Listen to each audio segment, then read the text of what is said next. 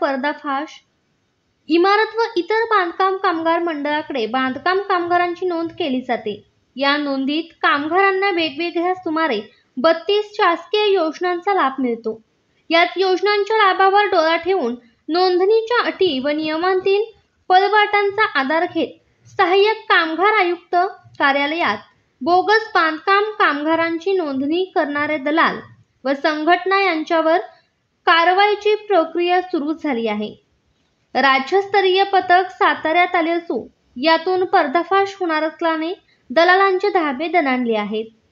बांधकाम कामगारांची नोंदणी ही कामगाराने स्वतः दिलेल्या हमीपत्राच्या आधारे केली जाते।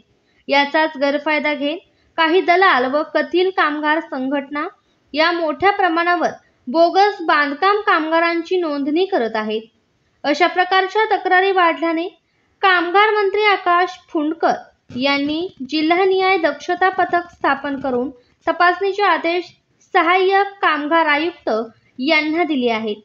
त्यावर सहाय्यक कामगार आयुक्त नितीन कवले यांनी अशा दलाल व संघटनांवर कारवाईचा फास आवळला आहे। असे असतानाच राज्यातील 4 जणांचे पथक साताऱ्यात दाखल झाले आहे।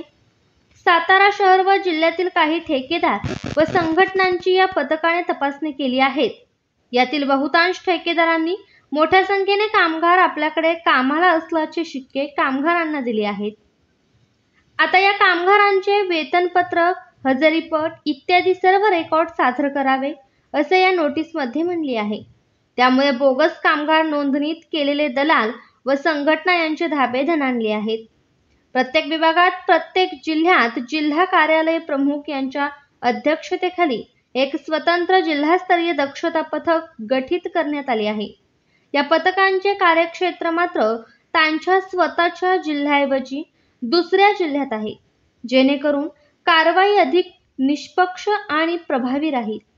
दक्षता पथकांना नेमून दिलेल्या जिल्ह्यांमध्ये बनावट कागदपत्रांद्वारे होणारी नोंदणीसाठी पैसे मागण्याचे प्रकार आणि खोटे दाखले सादर करून मिळवले जाणारे लाभ या बाबींवर लक्ष केंद्रित करून तपासणी मोहीम राबवण्यात येत आहे।